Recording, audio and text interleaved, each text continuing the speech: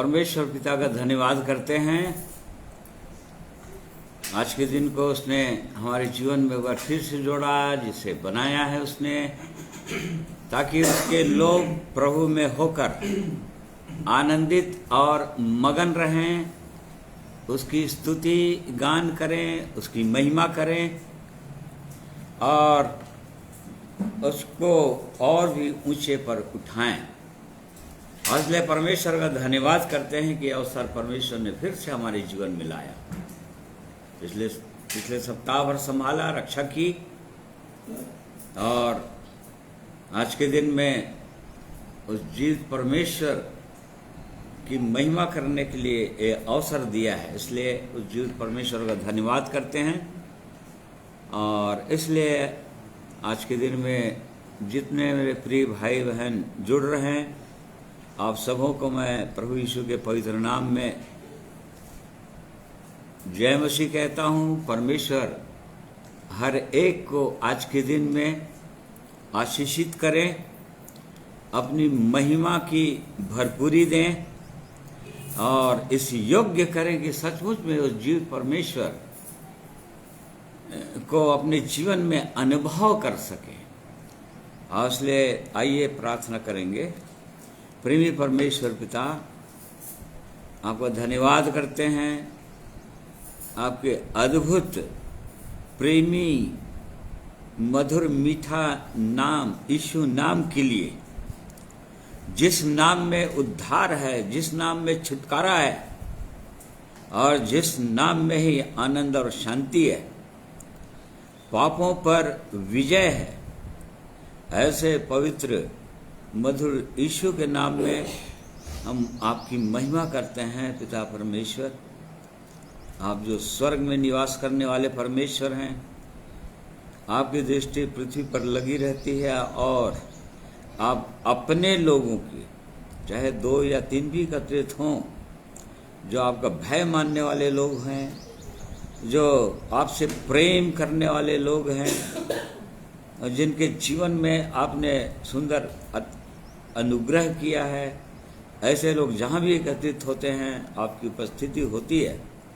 और इसलिए आज के दिन के लिए भी हम धन्यवाद करते हैं आपकी उपस्थिति के लिए। और इसलिए प्रभु जी, आज के दिन को, सारे कार्यक्रम को, आपकी महिमा के गीतों को गाने में सहायता कीजिए और वैसे ही आपके पवित्र वचन को बोलने में, सुनने में भी हम सबों की सहायता अगुवाई कीजिए। ये प्रार्थना प्रभु यीशु के नाम में मांगते हैं, सुनिए, ग्रहण कीजिए। आमीन। आइए प्रभु की महिमा में कुछ गीतों को सुनेंगे और आप जहाँ जहाँ हैं उसको गा सकते हैं इन गीतों को।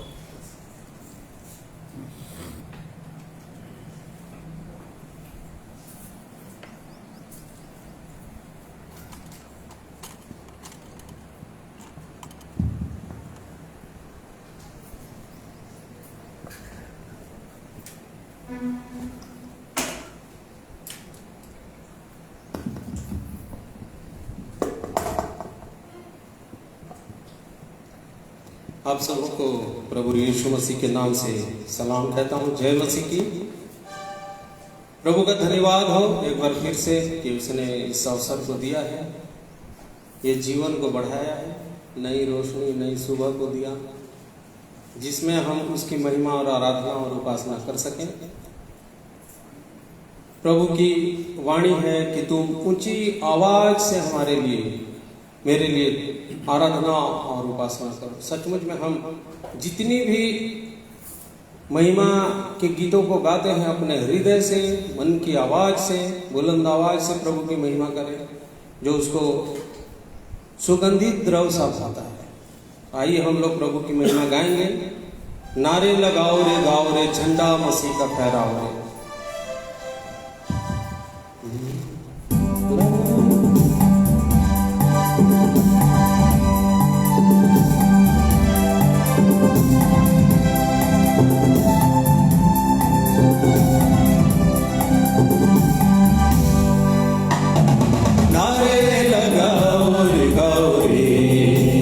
झंडा मसीह का फहराओ रे, नारे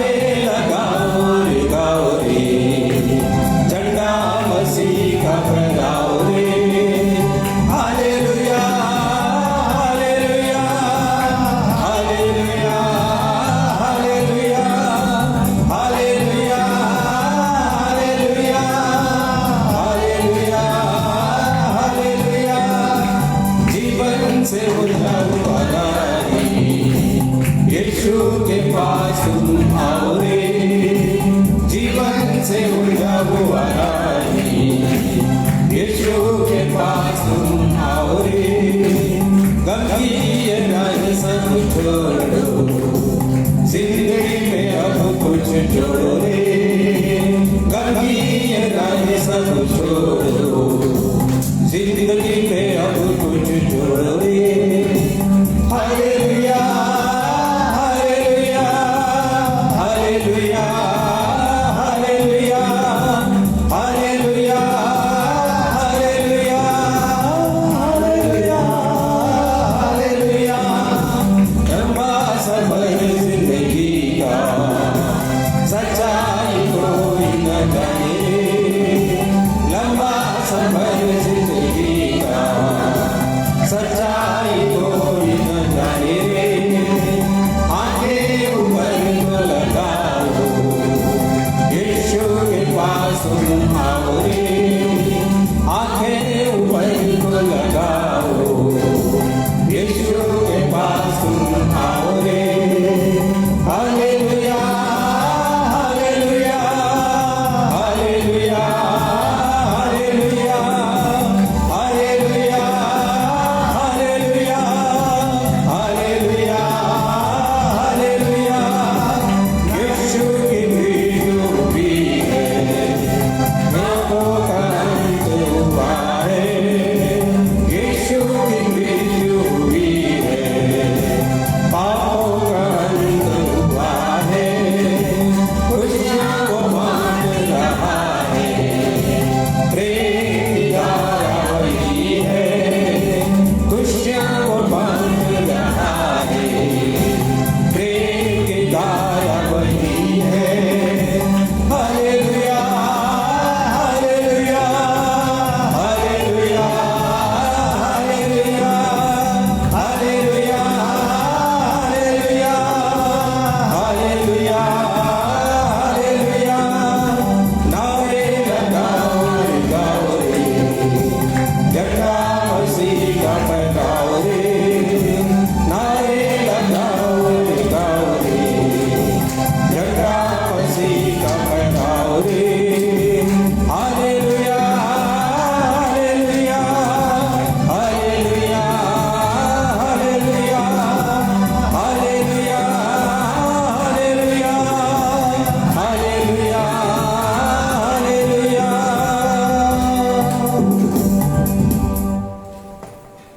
प्रभु की महिमा और स्तुति हो। उसने अपने लिए एक देह तैयार किया, जिसे हम इस पृथ्वी में कलीसिया कहते हैं। उसने हम सब से प्रेम किया और बुलाया, चुन करके अलग किया, और वो चाहता है कि इस कलीसिया को हम निरंतर उन्नति प्रदान करें अपने जीवन के द्वारा से, इस कलीसिया की देख रेख करें और इस कलीसिया में जुड़े रह करके जो भटके हुए लोग हैं उनको जीवन की राह पर लाएं और उसका श्रृंगार करें। 16 श्रृंगार से हम उसको सजाएं, जैसे दुल्हन तैयार होती है वैसे ही। सो प्रभु की महिमा में हम सब एक बार फिर से इस निर्णय को लेंगे कि ऐ कलीसिया हम तुझे जिलाएंगे। इस महिमा के गीत को गा करके प्रभु की महिमा करेंगे। ऐ कलीसिया हम तुझे जिलाएंगे।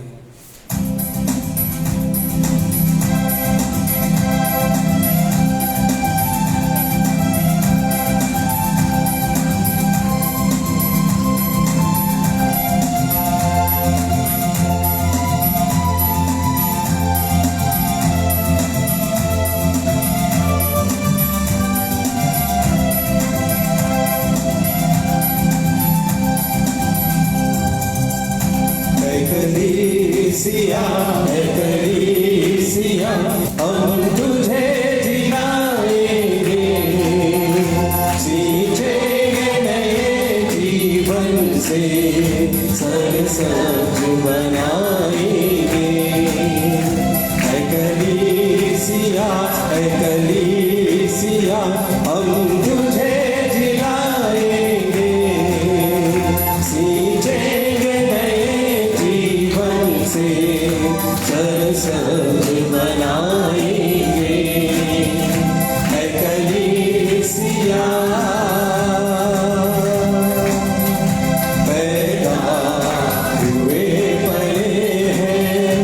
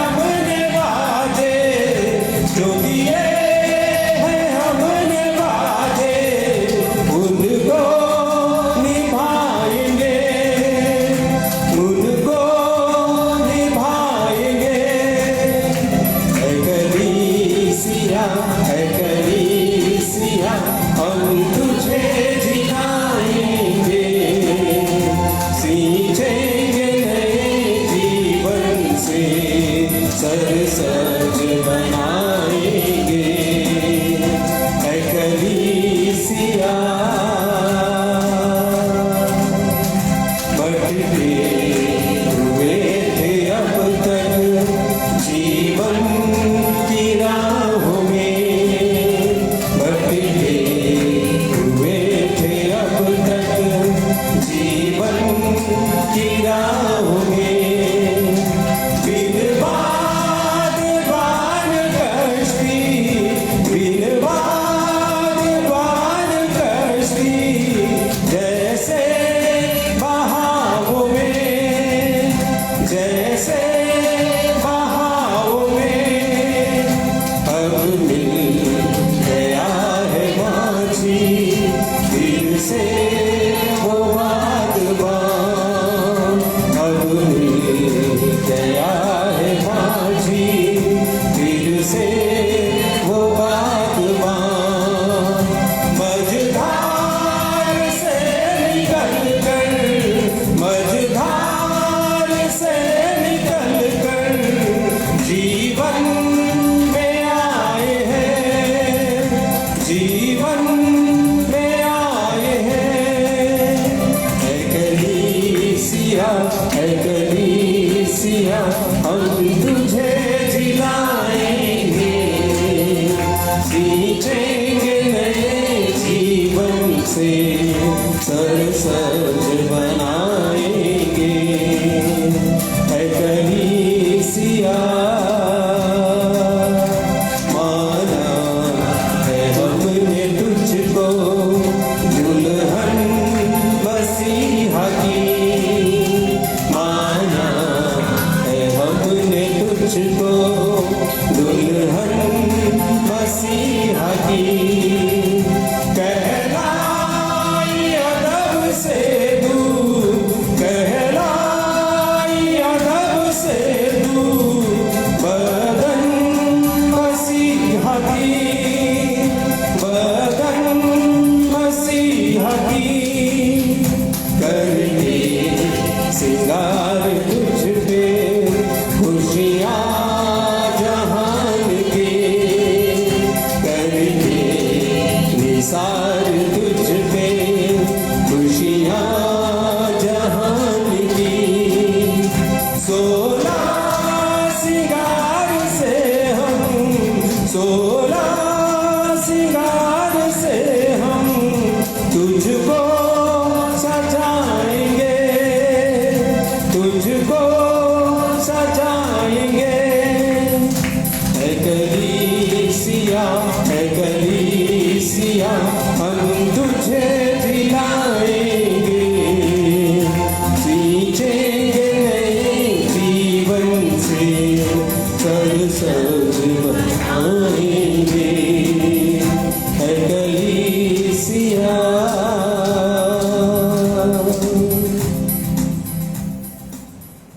प्रभु की महिमा स्तुति हो। प्रभु की महिमा में एक गीत और सुन लेते हैं और उसके बाद वचन के भाग में जाएंगे।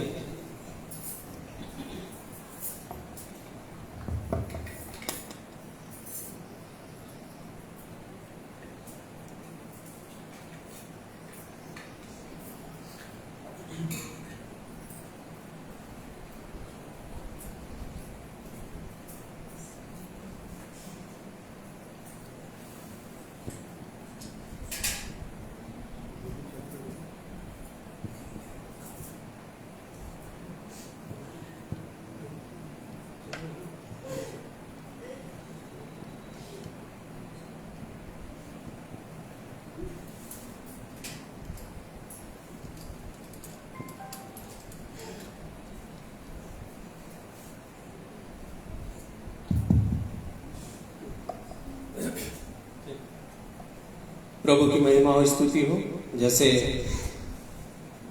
परमेश्वर ने मूसा के द्वारा से इस्राएलियों को मिस्र देश से निकाला और मूसा को बहुत सारी आज्ञाएं दी, उन आज्ञाओं को हम जानते हैं, निर्गमन में पढ़ते हैं, आगे और भी वचनों में पढ़ते हैं। तो जहाँ जब भी परमेश्वर आज्ञा देता था मूसा को, तो मूसा घबराता था और डरता था और कहता था मैं नहीं कर पाऊंगा ये काम, जब तक तू मेरे साथ न हो नहीं कर पाऊंगा। तो परमेश्वर उससे वाचा बांधते हैं, उससे धाड़स देते हैं और कहते हैं मैं तेरे संग संग रहूंगा, तेरे को जहां भी आवश्यकता होगी तेरी सहायता करूंगा। आइए इसी पे, जैसे हम सुनते हैं वचन में पढ़ते हैं कि जब लाल समुद्र सामने आ जाता है तो लाल समुद्र को भी दो भाग करके इस्राएलियों के मार्ग बना देते हैं परमेश्वर। और इस प्रकार से कई जगह परमेश्वर सहायता करते हैं। निर्गमन 33 अध्याय उसका 12वें पद में वैसे ही लिखा है, 12 से 14 पढ़ेंगे तो इस प्रकार वर्णन दिया है। और आगे बहुत सारे वचनों को आप पढ़ते जाएंगे तो ये वचनों को आप पाएंगे, जिसे मैं गीत के रूप में गाऊंगा। प्रभु की महिमा हो।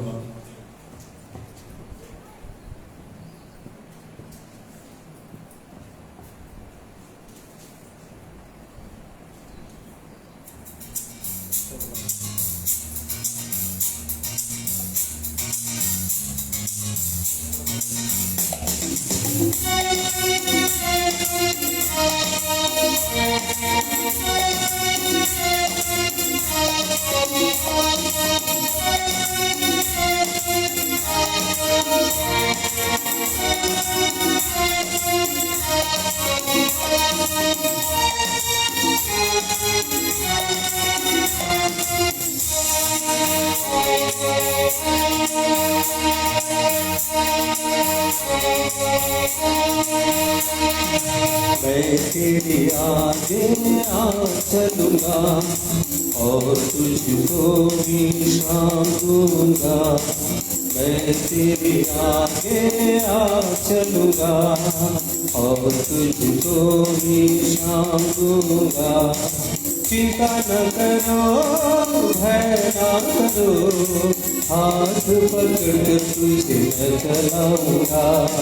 चिंता न करो, भय न करो, हाथ पकड़ तुझे मैं चलाऊंगा। मैं तेरे आगे आ चलूंगा और तुझको विश्राम दूंगा। मैं तेरे आगे आ चलूंगा और तुझको विश्राम दूंगा।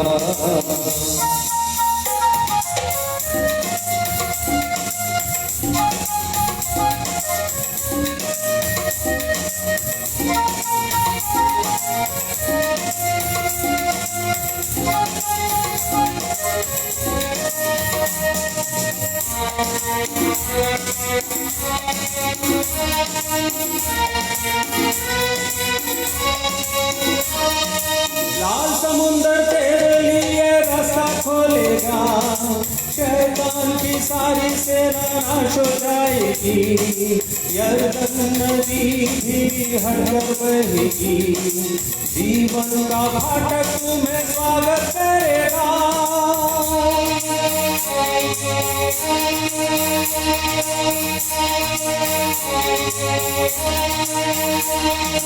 लाल समुद्र तेरे लिए रास्ता खोलेगा, शैतान की सारी सेना नाश हो जाएगी।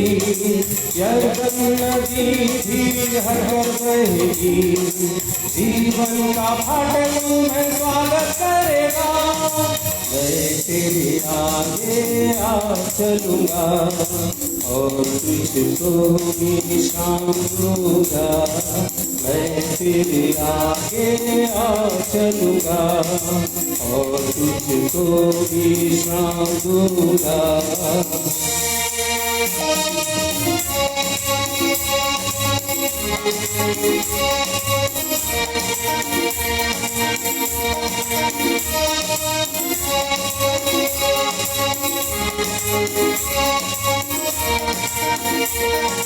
तेरे के निकट कोई दुख न आएगा, मार्गों में दूत तेरी रक्षा करेगा। पाँवों में पत्थर से ठेस न लगे, स्वर्गदूत हाथों में उठा ले जाएगा।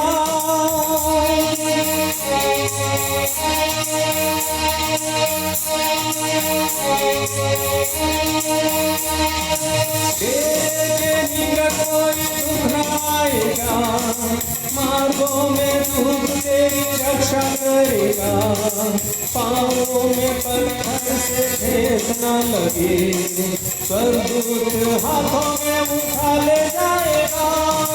मैं तेरे आगे आ चलूँगा और तुझको विश्राम दूँगा।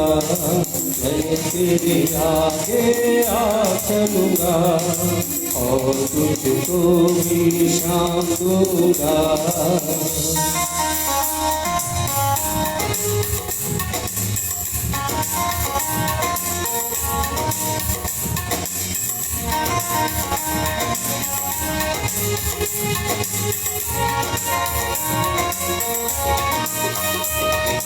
मारा का पानी भी मीठा लगेगा, यरीहो की शहर बना गिर पड़ेगी, सूर्य चंद्रमा की गति थम जाएगी, जीवन की ज्योति तुम्हें ले जाएगी।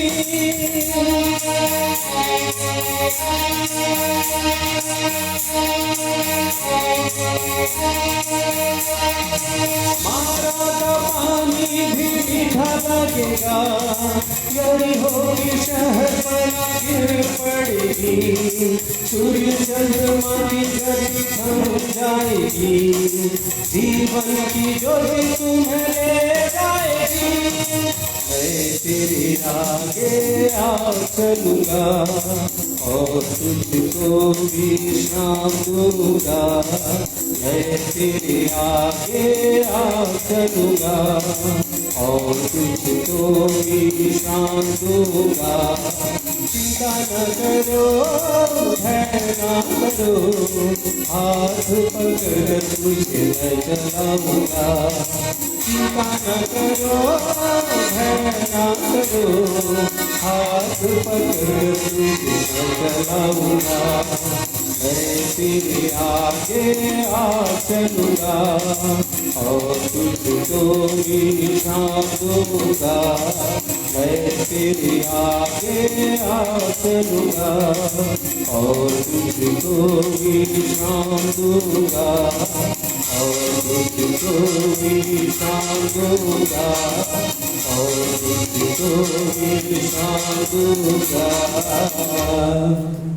Praise the Lord. प्रभु की महिमा हो। इसलिए मेरे प्रिय भाई बहनों, परमेश्वर को सदा पुकारिए, सदा आपकी सहायता करने के लिए वो खड़ा रहेगा। निरंतर उसके सम्मुख अपने घुटनों में आकर के उसकी और दृष्टि उठाइए और वो आपको लिए चलेगा, आगे बढ़ने में सहायता करेगा। परमेश्वर हम सबको आशीष दे।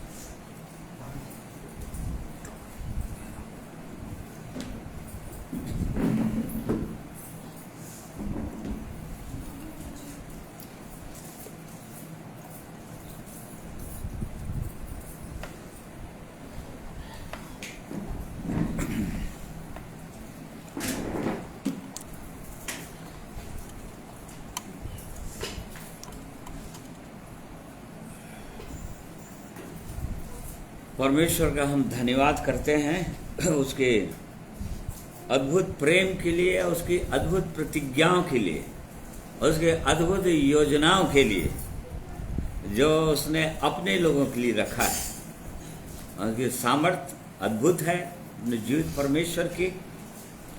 और जैसे कि अभी हम गीत में सुन रहे थे कि वो परमेश्वर अपने लोगों के लिए सब कुछ करना चाहता है।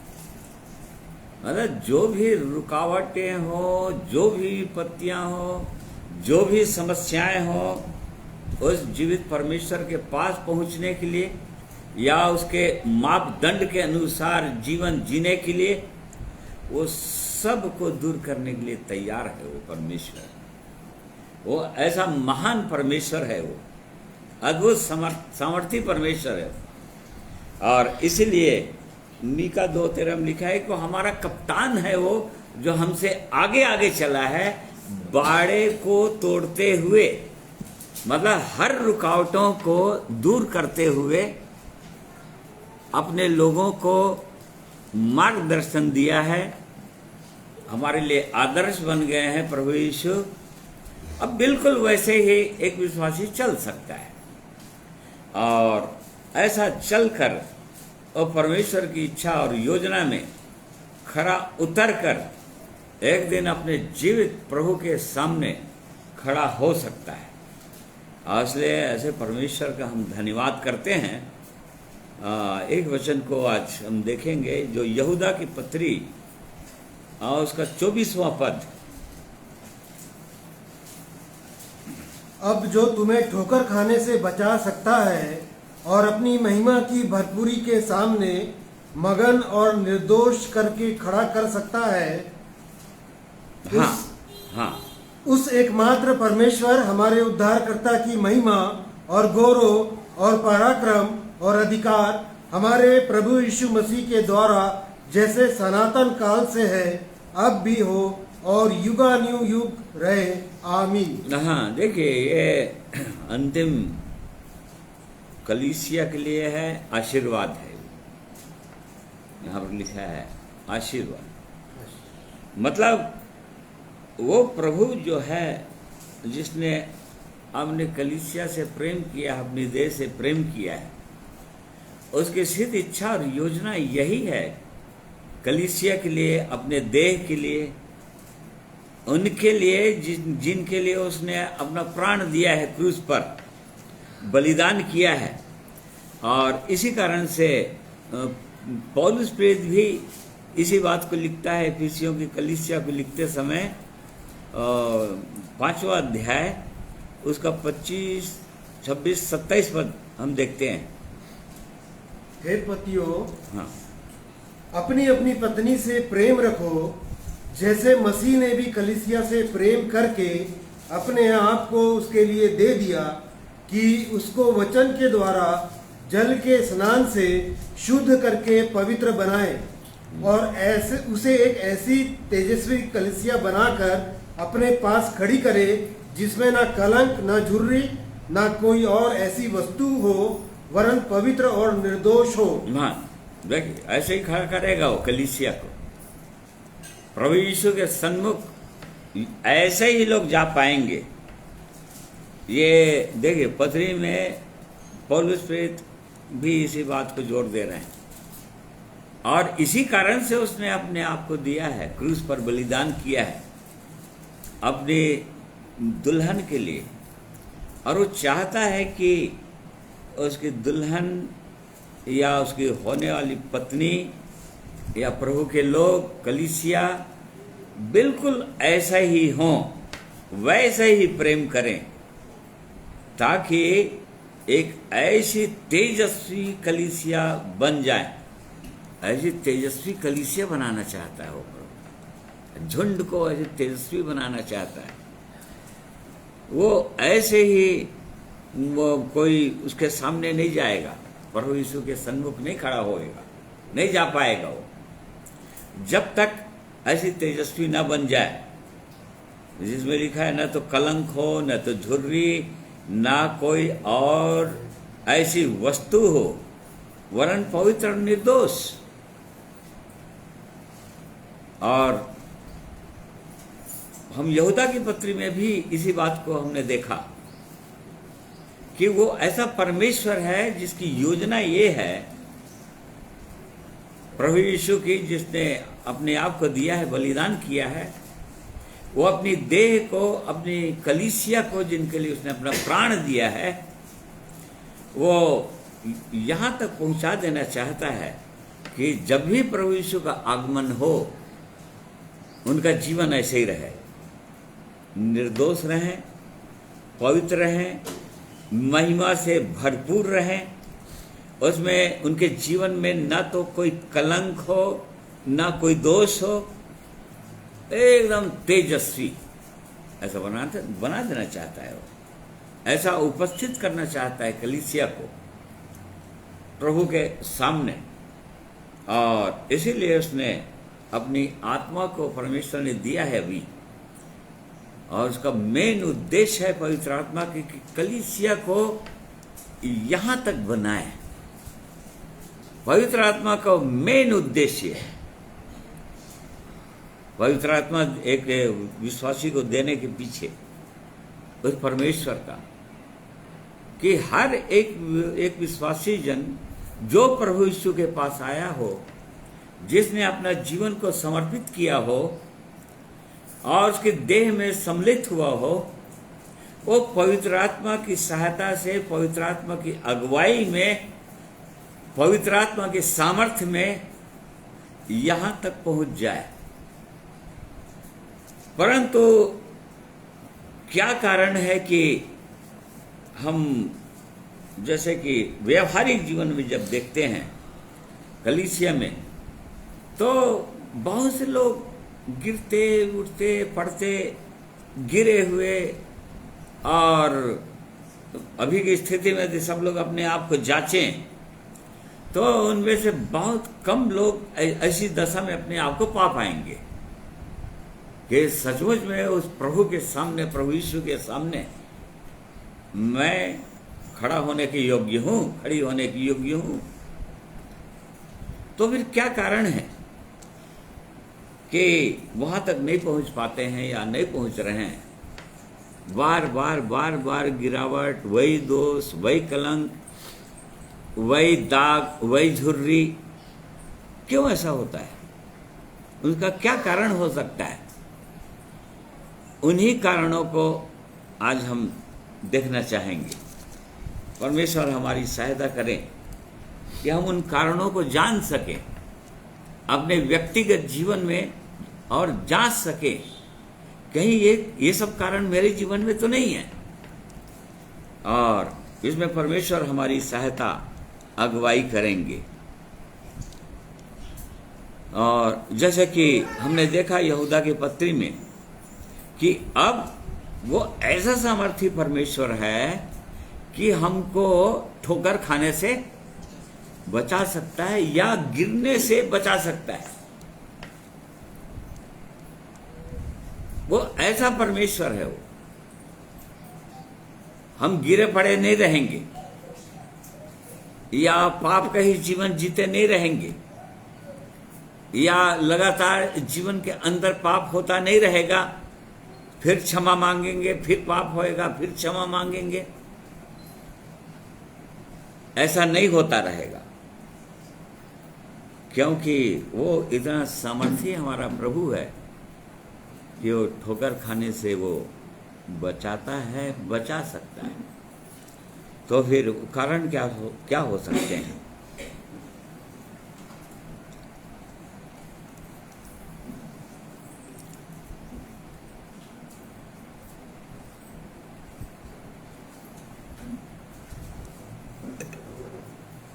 सबसे पहला कारण तो यह होता है कि विश्वासी के जीवन में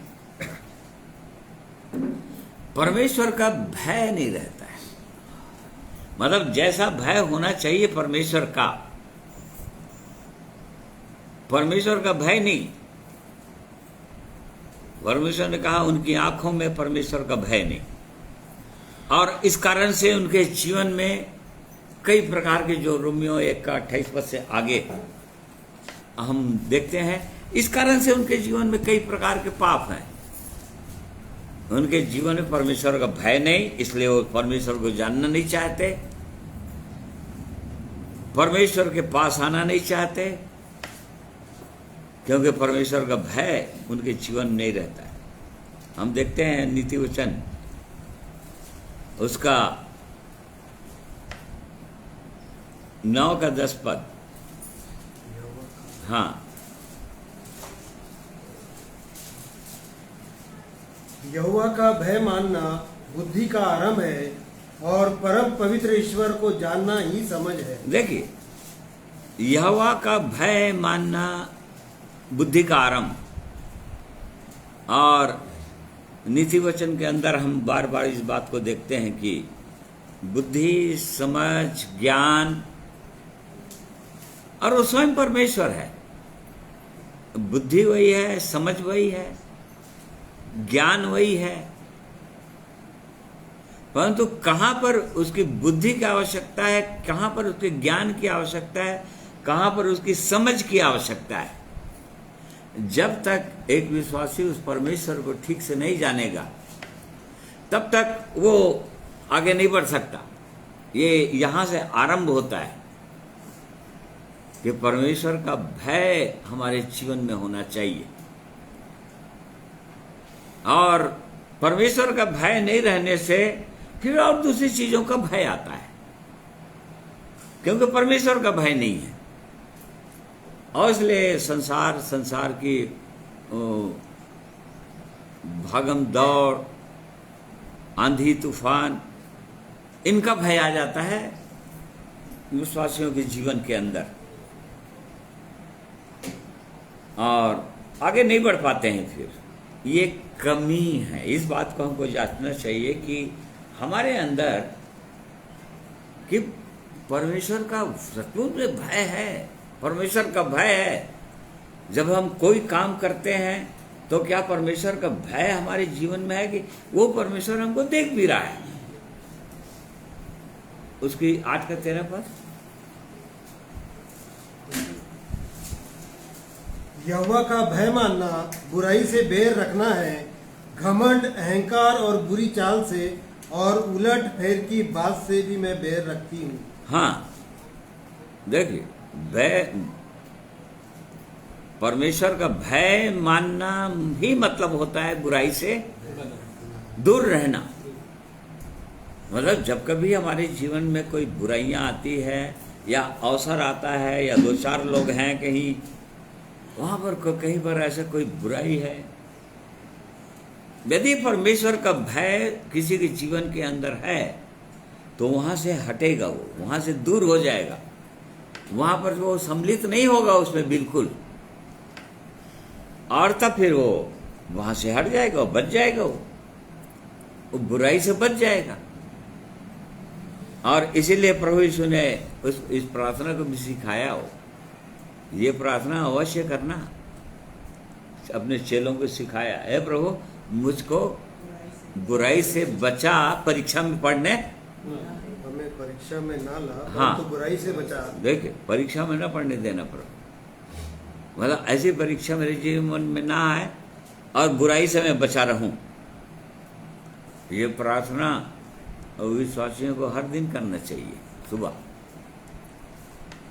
यहाँ प्रभु आज दिन भर मुझको बुराइयों से बचा लेना, आज दिन भर मैं आपका भय मानता रहूं, ऐसी प्रार्थना करना चाहिए।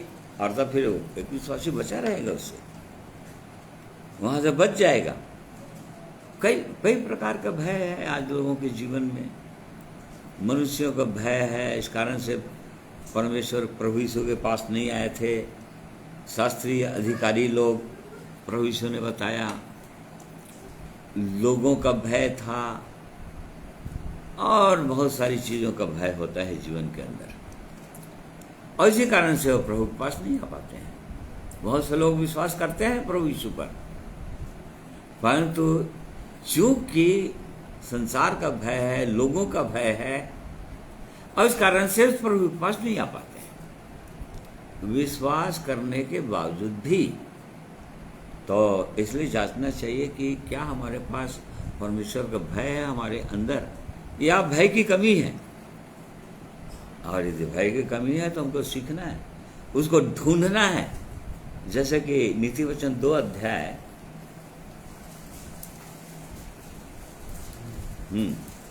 और उसका 3 से 5 पद पढ़िए भाई। और प्रवीणता और समझ के लिए अति यत्न से पुकारे, और उसको चांदी के समान ढूंढे, और गुप्त धन के समान उसकी खोज में लगा रहे, तो तू यहोवा के भय को समझेगा और परमेश्वर का ज्ञान तुझे प्राप्त होगा। देखो ऐसा ढूंढना पड़ेगा, बोल रहा है चांदी के समान, गुप्त धन के समान। यदि किसी का धन खो जाता है, मान लो सोना वोना है, कोई अच्छा बहुमूल्य चीज है और कहीं खो गया है, नहीं मिल रहा है, तो उसको ढूंढते कैसे है? ध्यान हर समय उधर ही रहता है कि कहाँ है, कहाँ गुमा है, किधर रखें, कहाँ क्यों नहीं मिल रहा है, कोई ले तो नहीं गया, कोई उठा तो नहीं लिया, मतलब पूरा पूरा ध्यान उसी पर रहता है। खा रहे हैं तो ध्यान रहेगा, सो रहे हैं तो नींद नहीं आएगी। यहां पर परमेश्वर बोल रहा है, यदि परमेश्वर के भय को समझना है तो वैसे ही उसको भी ढूंढना पड़ेगा, खोजना पड़ेगा। चांदी के समान, गुप्त धन के समान उसकी प्रवीणता के लिए पुकारना पड़ेगा, और तब उस जीवित परमेश्वर के भय को एक व्यक्ति समझ पाता है, और तब भी उसके भय में आगे बढ़ते चला जाएगा। पवित्र भय, परमेश्वर का पवित्र भय, कि वो परमेश्वर मुझको देख रहा है, उसने मुझसे प्रेम किया है, उसने महान मुझसे प्रेम किया है, और मैं उसके अगेंस्ट में नहीं जा सकता। फिर वो ऐसा प्रेमी परमेश्वर जिसने मुझसे इतना प्रेम किया, कहाँ पापों के दलदल में फंसा हुआ, खोया हुआ, भटका हुआ था, उसने मुझको वहां से खींच कर निकाला, मैं उसके विरोध में नहीं जा सकता। ये आदर पूर्वक पवित्र भय कहते हैं इसको। इसको खोजना पड़ेगा, तब जानेंगे। तो ये परमेश्वर का भय की कमी अपने जीवन में यदि है, तो एक विश्वासी जो है गिरता है, क्योंकि परमेश्वर के भय नहीं है, गिरता है मतलब बुराइयों में फंस जाता है, बुराइयों से हट नहीं पाता, निकल नहीं पाता। फिर दूसरा कारण हो सकता है विश्वास की कमी। प्रभु यीशु ने अपने चेलों को बार बार डांटते थे जब थे, तो तुम्हारा विश्वास कहां चला गया? हे अल्प विश्वासी। ये प्रभु यीशु अक्सर अपने चेलों को यही बोलते थे, मतलब विश्वास की कमी। प्रभु यीशु के चेलों ने कहा, प्रभु यीशु ने कहा था उनको, एक चेले ने पूछा था, प्रभु कितना बार क्षमा करना चाहिए अपने भाई को? तो उसने क्या कहा था? 7 के। और तब उन्होंने रियलाइज किया था कि नहीं प्रभु, ये तो हमारा विश्वास, देखो ये भी विश्वास से संबंधित है ना। एक व्यक्ति जब परमेश्वर पर विश्वास करता है, तभी वो हर बातों के लिए क्षमा कर सकता है, नहीं तो नहीं कर सकता। इसीलिए चेलों ने कहा था, हे प्रभु हमारा विश्वास बढ़ा, क्योंकि हमारे पास उतना विश्वास नहीं है कि हम ऐसा कर सके। तो विश्वास की कमी, और विश्वास की कमी क्यों आता है? फिर एक विश्वासी के जीवन में विश्वास की कमी क्यों आ जाता है? विश्वास से ही आरंभ होता है जीवन, परंतु कमी क्यों आ जाता है? उसका क्या कारण है? विश्वास उत्पन्न कैसा होता है हमारे जीवन में?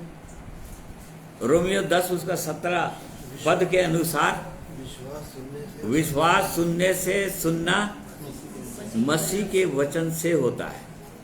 मतलब इसका मतलब ये हुआ कि परमेश्वर के वचन को सुनना छोड़ दिए या बहुत कम हो गया, और इस कारण से वो ऐसा होगा। हम यहेजकेल 3 अध्याय के 10 पद में पढ़ते हैं, वो परमेश्वर जो है अपने नबी को बोल रहा था, ऐसा कर कि हे मनुष्य के संतान, जो कुछ भी मैं तुझे कहूं उसको हृदय में रख। इसका मतलब वो कहेगा कैसे? अपने वचन के द्वारा बातें करेगा। मतलब परमेश्वर का वचन की कमी हो जाएगा तो परमेश्वर बात कैसे करेंगे उस मनुष्य से?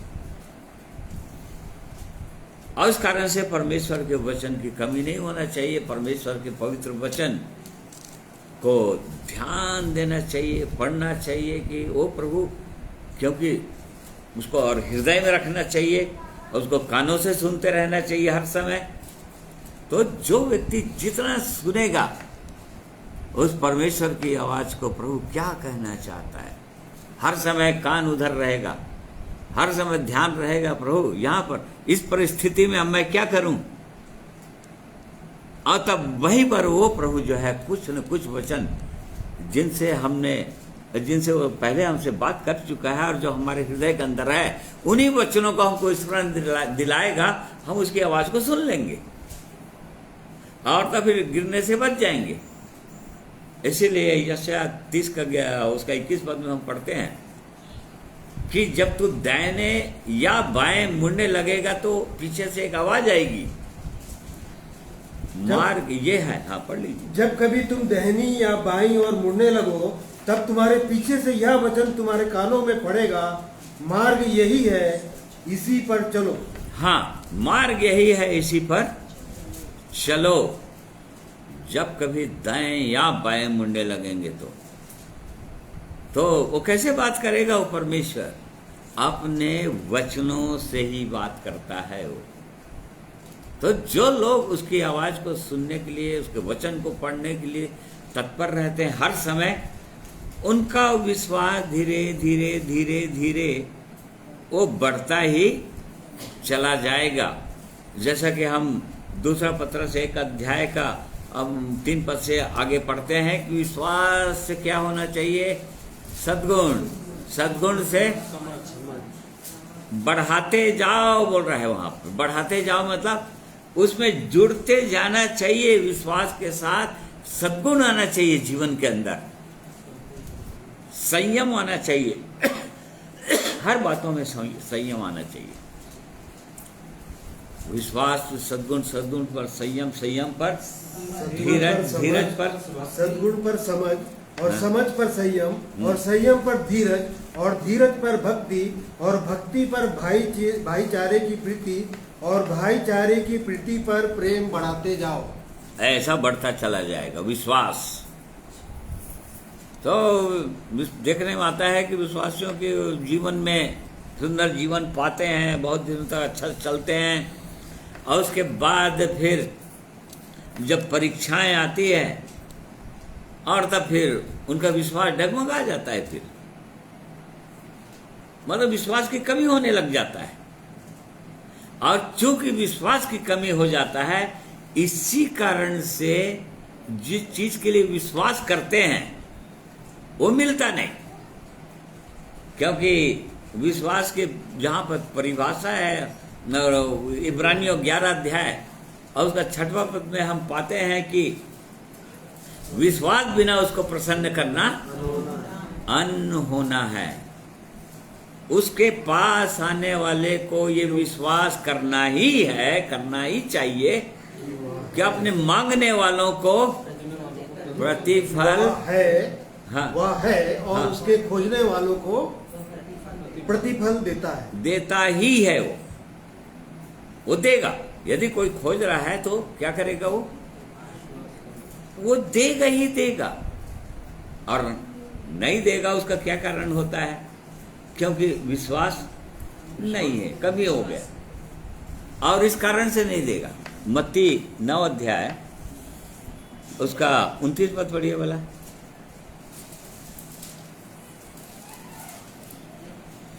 तब उसने उनकी आंखें छूकर कहा, तुम्हारे विश्वास के अनुसार तुम्हारे लिए हो। हाँ, देखिए, बहुत लोग मांगते हैं, वहां तो नहीं पाते हैं। ये परमेश्वर का नियम है, ये लॉ है परमेश्वर का। क्या लॉ है? प्रभु यीशु ने क्या कहा? फिर से पढ़िए भाई। तब उसने उनकी आंखें छूकर कहा, तुम्हारे विश्वास के अनुसार तुम्हारे लिए हो। बस एक विश्वासी जो विश्वास कर रहा है, जितना विश्वास कर रहा है, बस उसके विश्वास के अनुसार ही होगा। यदि कोई विश्वास करेगा, अरे नहीं हम नहीं कर सकते, हम नहीं जा सकते, जैसे कि कनान देश के लिए परमेश्वर ने मूसा की अगुवाई में 12 गोत्रों में से एक जने को भेजा था 10 गोत्र के लोग बोले हम नहीं जा सकते, और परमेश्वर ने कहा तुम्हारे विश्वास के अनुसार वो नहीं जा सके। वो 2 जने यहोशू और कालेब, उनका विश्वास था हम जा सकते हैं। वो लोग चले गए, वो लोग पहुंच गए। तो हमारा विश्वास के अनुसार होता है सब कुछ। तो विश्वास की कमी है यदि, तो जो मांगेंगे, और यदि हम उस पर विश्वास नहीं कर रहे हैं, ये विश्वास नहीं कर रहे हैं जीवित परमेश्वर का कि वो अपने मांगने वालों को देता ही है। प्रभु यीशु ने कहा मत्ती 11 और उसका 24 पद, मत्ती मरकुस है, हाँ मरकुस 11:24 पद, जिस बात के लिए तुम प्रार्थना करते हो, प्रतीति करते हो पापड़ी, इसलिए मैं तुमसे कहता हूँ कि जो कुछ तुम प्रार्थना करके मांगो तो प्रतीति कर लो कि तुम्हें मिल गया और तुम्हारे लिए हो जाएगा। और तुम्हारे लिए हो जाएगा। देख लो, मतलब विश्वास कर लो और तब तुम्हारे लिए हो जाएगा। देखो, इसको विश्वास बोलते हैं, विश्वास का आधार। तो हमको जांचना चाहिए कि मेरा विश्वास कितना है। आज विश्वास की कमी के कारण से वो प्रभु जो है जिस स्तर पर, जहां तक वो पहुंचा देना चाहता है, वहां तक विश्वासी लोग नहीं पहुंच पाते हैं। तो ये कारण है, ये कारण हो सकता है, और इसलिए हमको जांचना है कि ये कारण तो मेरे जीवन में नहीं है। फिर तीसरा कारण के रूप में हम देख सकते हैं, अपनी कमजोरियों को लोग नहीं जानते हैं। अपने शरीर की कमजोरियों को लोग नहीं जानते हैं। ये शरीर इतना दुर्बल है, प्रभु यीशु ने इसीलिए कहा था अपने चेलों को, मत्ती 26 उसका 41 पद में, कि आत्मा तो तैयार है परंतु शरीर दुर्बल है। हाँ, इसलिए जागते रहो और प्रार्थना करते रहो कि तुम परीक्षा में ना पड़ो। हाँ। आत्मा तो तैयार है परंतु शरीर दुर्बल है। और शरीर इतना दुर्बल है, या अपनी जो कमजोरियां हैं, कई बार एक विश्वासी अपनी कमजोरियों को, शरीर की कमजोरियों को नहीं जानता है। भाई शरीर तो है, हम अपने आप को क्रूस पर चढ़ा दिए हैं, हमारा पुराना मनुष्य तो मर गया है, परंतु नया मनुष्य तो है, शरीर तो है, और इसमें अभिलाषाएं उठती है। और बहुत से लोग उसको नहीं जानते हैं, अपनी कमी को नहीं जानते हैं। नहीं जानते हैं कहने का मतलब, जैसे पौलुस ने फिलिपियों के कलीसिया को गवाही दिया कि यदि किसी को शरीर पर भरोसा है तो उनसे कई गुना ज्यादा मैं अपने शरीर पर भरोसा रख सकता हूं। वो बोल रहा था क्योंकि मैं तो ऐसा करता हूं, इस गोत्र से आया हूं, मैं फरीसियों का फरीसी हूं, व्यवस्था के प्रति कहोगे तो निर्दोष हूं। वो क्या कर रहा था, अपने शरीर पर घमंड कर रहा था, अपने कमजोरी को नहीं जान रहा था। बस उसको, वो जब जैसे ही वो प्रभु का दर्शन हुआ उसको, और तब वो जाना, और तब फिर वो कलीसियाओं को लिखते समय वो लिख रहा है कि वास्तविक ये चीज है। जब एक व्यक्ति के जीवन में आज्ञा आई तो पाप जी गया, और मैं, और अवसर पाकर मेरे अंदर वो लालच उत्पन्न किया उसने, और मनुष्य के अंदर वो लालच उत्पन्न किया, और सब मनुष्य जाने अंदर की बातें, अंदर की इच्छा, वहां पर तो गिरता है मनुष्य। तो देखिए, एक मनुष्य जब अपने जीवन को नहीं जानता है, अपनी कमजोरियों को नहीं जानता है, और इस कारण से गिरते रहता है, गिरता है, मतलब अपने ऊपर भरोसा रखता है। कई बार बोले कैसे चल रहा है, हाँ मैं तो, मेरा विश्वास एकदम ठीक है, एकदम सही है, कैसे, बहुत अच्छा हूं। मतलब वो अपनी वास्तविक दशा को नहीं बताते हैं, नहीं, छिपा लेते हैं कि कहां पर कमजोर हैं, कहाँ पर समस्या हो रहा है इस आत्मिक जीवन में चलने में, उस बात को नहीं जानते। जैसा कि हम लौदकिया की कलीसिया के लीडर के विषय में हम पढ़ते हैं, जिसको परमेश्वर के दूत ने पत्र लिखा और उसने ये कहा, तू जो कहता है कि मैं धनी हूँ, पढ़ो, तू कहता है कि मैं धनी हूँ और धनवान हो गया हूँ और मुझे किसी वस्तु की घटी नहीं, और यह नहीं जानता कि तू अभागा और तुच्छ और कंगाल और अंधा और नंगा है, इसलिए मैं तुझे सम्मति देता हूँ। बस बस बस, पर तू ये नहीं जानता। देखो, वो बोल रहा है कि मुझे क्या है, कोई घटी नहीं, सब कुछ ठीक है मेरे जीवन में, मेरा विश्वास ठीक है, परमेश्वर का भय मानता हूं मैं, कोई कमी नहीं है मेरे जीवन में, मैं एकदम जय का जीवन। परमेश्वर बोलता है तू ये कहता है, पर तू ये नहीं जानता कि तू नहीं जानता। एक मनुष्य, ऐसा सुंदर उदाहरण हम न्यायियों की पुस्तक में पाते हैं सैमसन के विषय में। जब वो पकड़ा गया और हाथ पाए उसके बंध गए, और तब फिर वो सोचता था इतना बलवान हो कि वो सारे लोहे का जो साकल उकल को भी तोड़ देता था, वो सिंह के मुंह को फाड़ देता था। और एक ऐसा समय आया जब सब कुछ बंद गया है,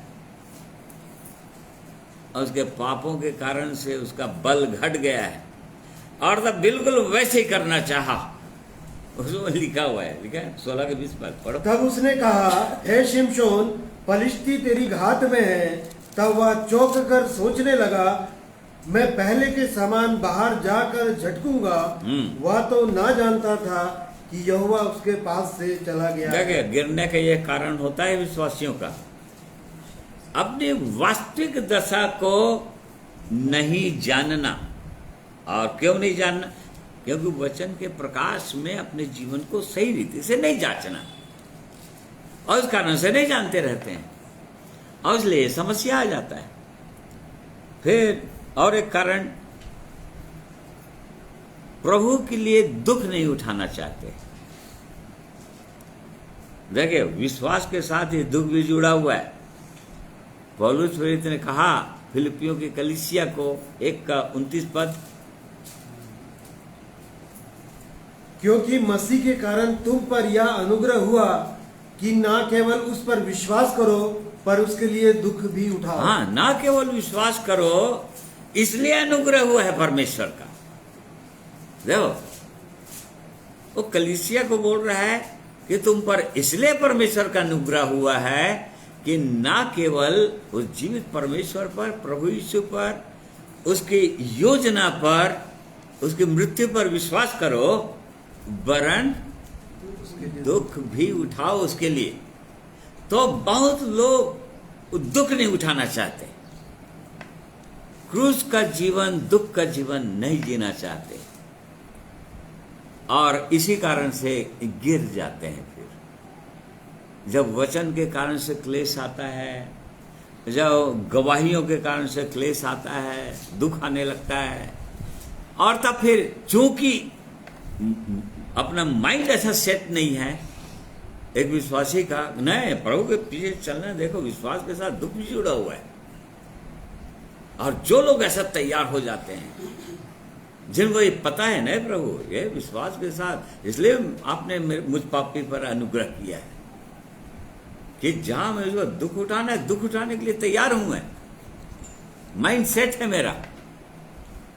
जिनका माइंड इस प्रकार से सेट है, वो दुख भी आएगा तो वहां पर गिरेंगे नहीं, क्योंकि हो गई।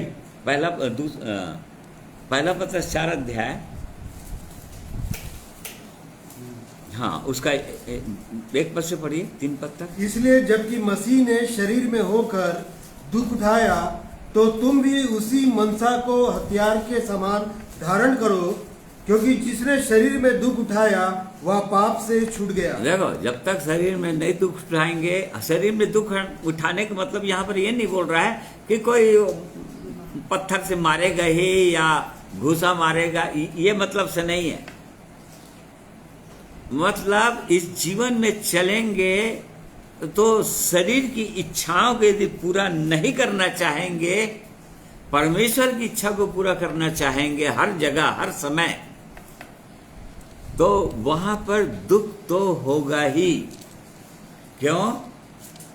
क्योंकि अपना मैं जो है, अपनी इच्छा, उसको ठेस लगता है, ठेस लग जाएगा। परंतु जो लोग इस मनसा को हथियार के समान धारण कर लेते हैं कि नहीं प्रभु, मुझको तो क्रूस उठाकर ही चलना है, तो जो लोग शरीर में दुख उठाए वो लोग पाप से छूट गए। तो जो लोग दुख उठाना चाहते हैं, चाहे कैसी भी परिस्थितियां हो जाए, उनके जीवन में पाप नहीं होगा। फिर मतलब पाप पर वो लोग जय पालेंगे। तो हमको इन बातों को जांचना ही चाहिए, क्योंकि ये परमेश्वर की सिद्ध इच्छा और मनसा है। हम की जांचें कि कहाँ कहाँ पर हम गिरते हैं और किन कारणों से गिर जाते हैं। ये विश्वासी लोग जब समय आया दुख उठाने का, तो वहां पर मुकर जाते हैं, विश्वास डगमगा जाता है। फिर क्यों? क्योंकि दुख नहीं उठाना चाहते। ये कमी है ये, और वहीं पर गिरते हैं फिर। क्योंकि प्रभु तो बार बार बता दिए, प्रभु यीशु ने तो बार बार इस बात को बताया, चेलों ने बार बार बताया कलीसिया को, तुमको क्लेश उठाना ही पड़ेगा। प्रभु यीशु ने कहा संसार में तुमको क्लेश होता है, परंतु तुम ढाढ़स बांधो, मुझ में शांति लेना, मुझ में तुमको शांति मिलेगी, मुझ में बने रहोगे तो ये सिद्ध इच्छा है परमेश्वर की। फिर परमेश्वर के साथ और आगे बढ़ने की इच्छा, निशाने की ओर, जैसे कि पौलुस ने कहा फिलिपियों 3:13-14 में, मैं निशाने की ओर दौड़ता चला, पीछे की बातों को छोड़कर निशाने की ओर। और वो निशाना जो है प्रभु यीशु था।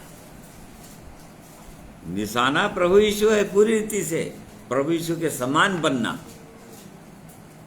ये निशाना है, ये गोल है। एक विश्वासी का जिसका गोल है, जिसका ये उद्देश्य बन गया, वो बिल्कुल ऐसे करेगा, वो आगे बढ़ते ही चला जाएगा। तो जो बढ़ता चला जाएगा वो पीछे नहीं हटेगा फिर। क्योंकि इस आत्मिक जीवन में एक ही जगह बने हुए हैं ऐसा वाला जीवन नहीं होता है। या तो वो बढ़ता जाएगा या फिर घटता जाएगा। यदि बढ़ नहीं रहा है तो घट रहा है फिर। ये जीवन है। धर्मियों के चाल उस ज्योति के समान है जो सुबह से लेकर बढ़ते ही जाता है, ये तो ऐसा जीवन है, मसीह जीवन। वो घटता थोड़ी है, बढ़ने लग गया फिर प्रकाश आ गया फिर कम हो गया थोड़ा सा, ऐसा थोड़ी होता है। तो उसका कारण क्या है? ये सब कारण है। तो हमको जांचना चाहिए। फिर बहुत से लोग इसलिए घटते हैं, इस संगति का महत्व को नहीं समझते हैं कि संगति कितना इम्पोर्टेंट है विश्वासियों के लिए। जो परमेश्वर के वचन में लिखा है कि बने रहो, हम भजन 133 उसका पहला पद में पढ़ते हैं, क्या ही भली और मनोहर बात है कि भाई लोग आपस में मिले रहें, एक दूसरे से मिले रहें। सभोपदेशक 4 अध्याय, हाँ उसका 9 पद में भी लिखा हुआ है, 1 से 2 अच्छे हैं क्योंकि उनके परिश्रम का अच्छा फल मिलता है। क्योंकि यदि उनमें से एक गिरे तो दूसरा उसको उठाएगा, परंतु हाय उस पर जो अकेला होकर गिरे और उसका कोई उठाने वाला ना हो। और आगे, फिर यदि दो जन एक संग, हाँ पढ़, फिर यदि 2 जन एक संग सोए तो वे गर्म रहेंगे, परंतु कोई अकेला कैसे गर्म हो सकता है? यदि कोई अकेले पर प्रबल हो तो हो, परंतु 2 उसका सामना कर सकेंगे। जो डोरी 3 तागे से बटी हो वह जल्दी नहीं टूटती। इसीलिए परमेश्वर के वचन में जगह जगह ये आदेश है। इब्रानी 11 अध्याय के अंदर हम पढ़ते हैं, एक दूसरे की संगति करो, एक दूसरे को चिताओ। जो कायर हैं या डरपोक हैं, डर रहे हैं किसी चीज से, उनको ढाढ़स दो। एक दूसरे के लिए उन्नति का कारण बनो। मतलब संगति का यहां पर महत्व है कलीसिया के अंदर। इसीलिए एक दूसरे से मिलते ही रहो। हर भाई और बहन एक दूसरे, एकाकी जीवन नहीं है। कलीसियाई जीवन जो है एकाकी जीवन नहीं है। बस हमारे पास जीवन मिल गया। बहुत से लोग बोलते हैं, ओ परमेश्वर मेरे मन को जानता है, बस सफिशिएंट, ओ मैं अपना आराधना कर लेता हूं।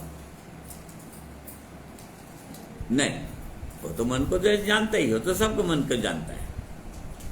परंतु जब मन को जानता है तो ऐसा क्यों परमेश्वर जगह जगह अपने वचन में ऐसा बोला है? नहीं, एकाकी जीवन नहीं है, यह फेलोशिप का जीवन है, संगति का जीवन है।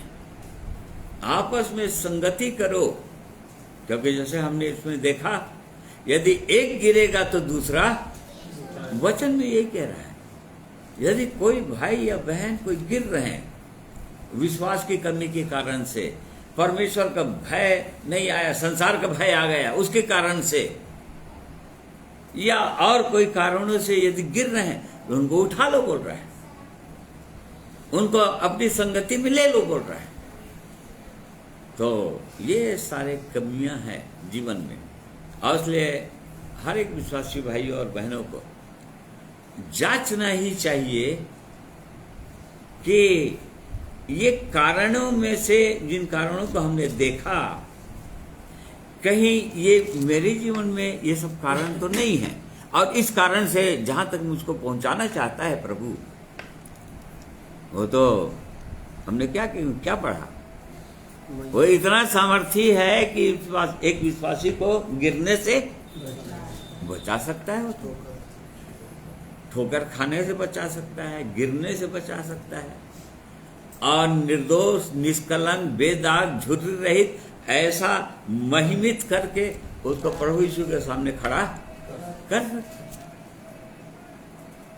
और एक दिन करेगा बोल रहा है। तो इसलिए हर कोई अपने अपने जीवनों का हमको जांचना ही चाहिए।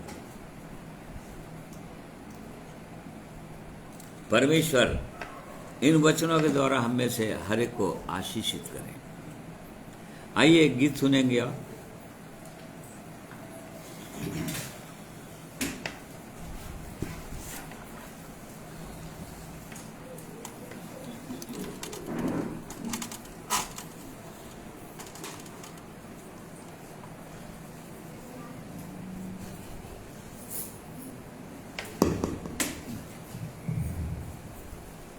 परमेश्वर पिता का धन्यवाद देते हैं सुंदर वचन के लिए जो हमने सुना, और निश्चय ही हमने अपने जीवनों को जांचा है वचन के प्रकाश में। इसलिए इस महान परमेश्वर का धन्यवाद देता हूँ।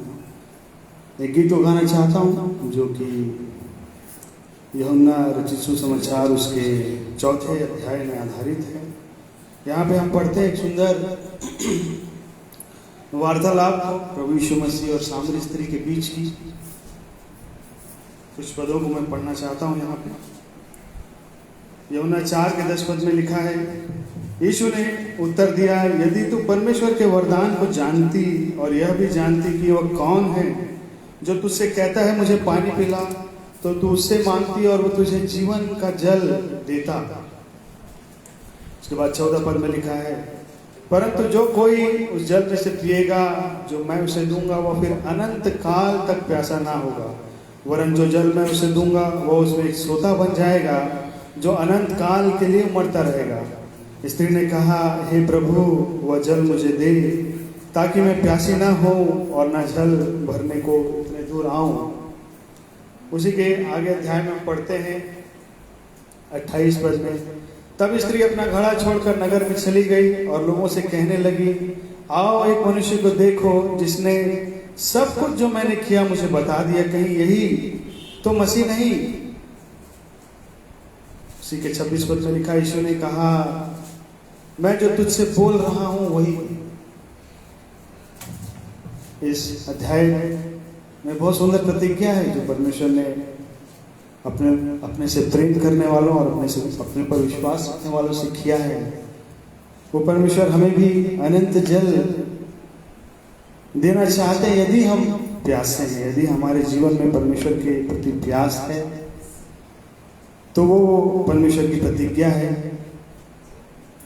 कि वो हमें भी अनंत जल देगा। जैसे हमने पढ़ा कि स्त्री को वो परमेश्वर अनंत जल दे दिया और उसने अपना घड़ा वहीं छोड़ा और नगर को गई।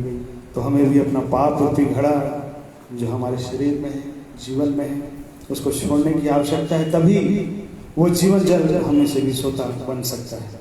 आइए इस गीत को सुनेंगे।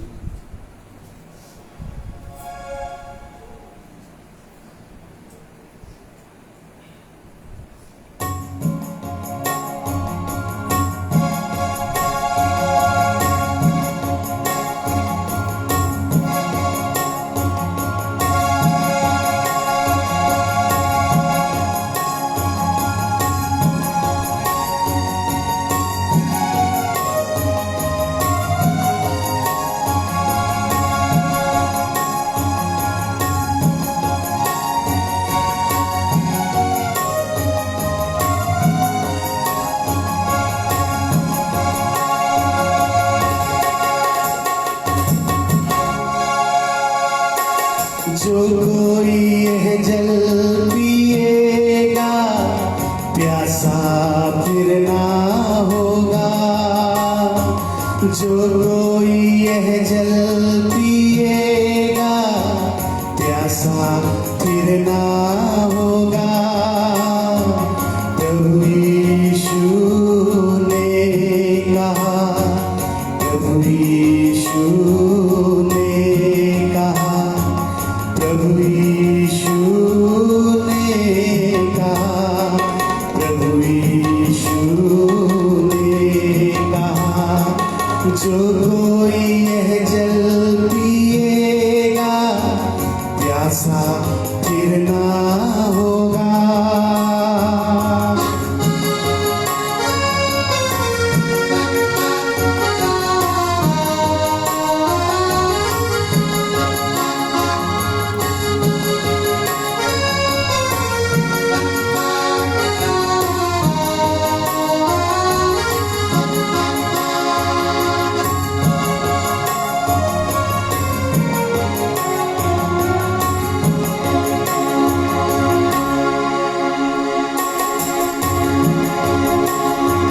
स्त्री ने कहा, हे प्रभु वो जल मुझे भी दे दो।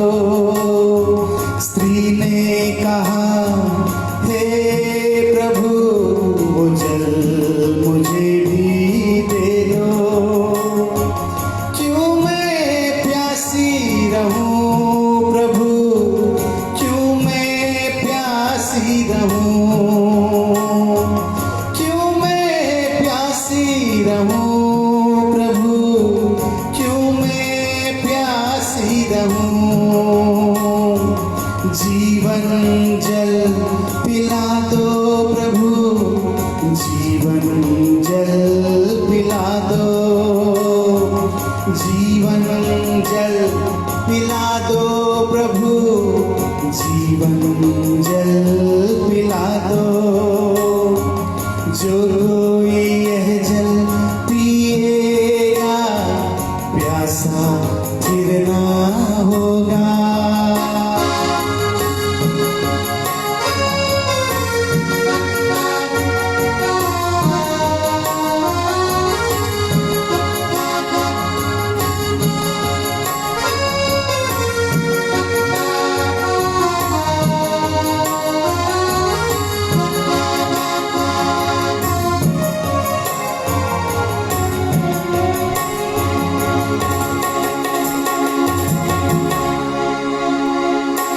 स्त्री अपना घड़ा छोड़ वापस नगर को चली गई। स्त्री अपना घड़ा छोड़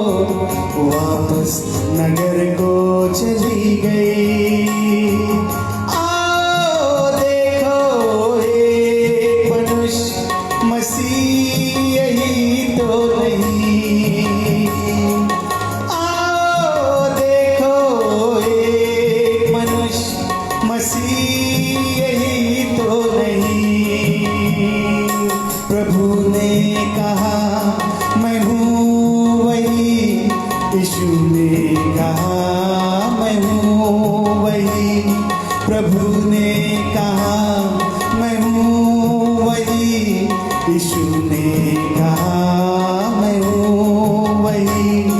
जो कोई यह जल पिएगा प्यासा फिर ना होगा।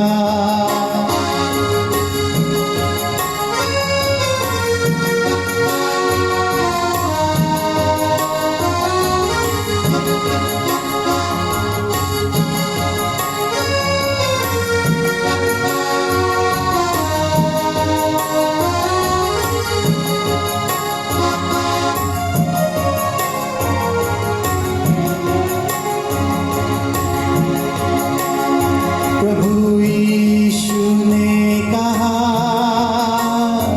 मार्ग सत्य जीवन मैं हूँ।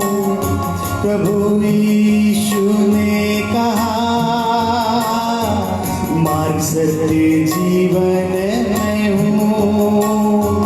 जो कोई प्यासा हो अगर वो पास आ जाए, जो कोई प्यासा हो अगर वो पास आ जाए, जीवन जल ले ले प्यास अपनी बुझा ले, जीवन जल ले ले प्यास अपनी बुझा ले। जो कोई यह जल पिएगा प्यासा फिर ना होगा। जो कोई यह जल पिएगा प्यासा फिर ना होगा। प्रभु यीशु ने कहा, प्रभु यीशु ने कहा, प्रभु यीशु ने कहा, प्रभु यीशु ने कहा। ला ला ला ला ला ला ला ला ला ला ला ला।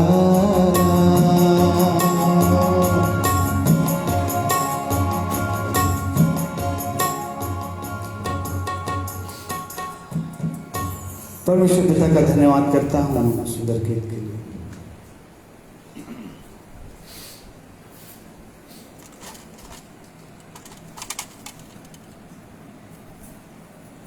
धन्यवाद करते हैं अपने प्रभु यीशु के लिए जो स्वयं जीवन जल बनकर आ गए इस पृथ्वी पर, और तब से लगातार उसके वचन में हम सुन रहे हैं कि जो लोग प्यासा हो आकर पी सकता है। तो इसलिए धन्यवाद करते हैं उस प्रेमी परमेश्वर का, उसके प्रेम के लिए, उसके महान अनुग्रह के लिए जो हमारे जीवन में उसने किया है कि हम उसके अद्भुत बातों का भागीदार हों, उसका प्रेम का, उसके आनंद, उसकी शांति, उसकी महिमा को हम जानें, उससे भरपूर हों, ये उसकी सीधी इच्छा है। और इसलिए धन्यवाद करते हैं आज के दिन के लिए। आइए प्रार्थना करें कि हाँ प्रभु, मुझको वहीं तक बनना है जहाँ तक आप मुझको बनाना चाहते हैं। और इसलिए मैंने जांचा अपने जीवन को कि यहाँ पर मेरे जीवन में कमी है जिसके कारण से वहाँ तक नहीं पहुँच पा रहे हैं। अजय परमेश्वर हमें से हर एक की सहायता अगुवाई करें। आइए प्रभु के चरणों में। प्रेमी परमेश्वर पिता, हम आपका धन्यवाद करते हैं, आपके पवित्र वचन जिसके खुलने से प्रकाश होता है और जिनके द्वारा आप हमसे बातें करते हैं, अपने लोगों से बातें करते हैं। और प्रभु जी, आपका जो उद्देश्य है हमारे लिए, आपकी जो कल्पनाएं हैं अपने लोगों के लिए, ये बहुत ही बहुमूल्य है। और इस कारण से आप नहीं चाहते प्रभु कि कोई भी आपकी उस महिमा से वंचित हो जाए। और इसलिए आप हमारे जीवनों को बताना चाहते हैं, दिखाना चाहते हैं हमारे जीवन की उन गिरावटों को, उन कमियों को, ताकि हम समय रहते ही उन पर जय पा सकें, प्रार्थना कर सकें आपसे, हे प्रभु मेरा विश्वास बढ़ा, पवित्र आत्मा से भर, जो डर की आत्मा नहीं है परंतु सामर्थ की आत्मा है। ऐसे प्रार्थना कर सकते हैं और उसके सामर्थ्य से भरपूर हो सकते हैं। और इसलिए महान परमेश्वर, आज के दिन में जितने मेरे प्रिय और भाई बहन, जितने लोग ऑनलाइन जुड़कर सुने हैं आपके पवित्र वचन को, हर एक पर आपकी बहुतायत से आशीष हो। हर एक का जीवन स्तर, आत्मिक जीवन और उठे, आप में सब बल पालें और पवित्र आत्मा की भरपूरी को अनुभव करें। ऐसे ही हमारी प्रार्थना, मेरी प्रार्थना है, आप सहायता अगुवाई कीजिए। आपके पवित्र वचन को बोलने में आपने मेरी सहायता किया, और वैसे ही सुनने और समझने में हम सबों की सहायता किया। आपका धन्यवाद करते हैं। सुंदर आपकी महिमा के गीतों के द्वारा भी प्रभु जी हम आपकी महिमा कर सके। आपने हमारे हृदयों के अंदर वो स्तुति दिया है, और इस कारण से हम आपकी महिमा कर सकते हैं। आपका धन्यवाद करते हैं प्रभु। ऐसे ही और महिमा के गीतों से हमें भरिए, ताकि आप जीवित परमेश्वर की महिमा, आपकी स्तुति हम निरंतर करते रहें। और इसलिए हर एक बातों में आपका धन्यवाद करते हैं। और धन्यवाद के साथ इस प्रार्थना को प्रभु यीशु के नाम में मांगते हैं, सुनिए, ग्रहण कीजिए, आमीन। इसलिए प्रिय भाई और बहनों, मैं आप सबों का धन्यवाद करता हूँ। आज के दिन में आप मेरे साथ जुटकर परमेश्वर के पवित्र वचन को सुने हैं, और भी परमेश्वर चाहते हैं कि इन वचनों का हम मनन करें, अपने जीवन में ध्यान करें, और इन वचनों का अपने हृदय के अंदर लें, और सचमुच वो उनके अनुसार चलने के लिए परमेश्वर का अनुग्रह मांगे। इसलिए मैं आप सबों का धन्यवाद करता हूँ। एक बार फिर से आप सबों को प्रभु यीशु के पवित्र नाम में जय मसीह की कहता हूँ।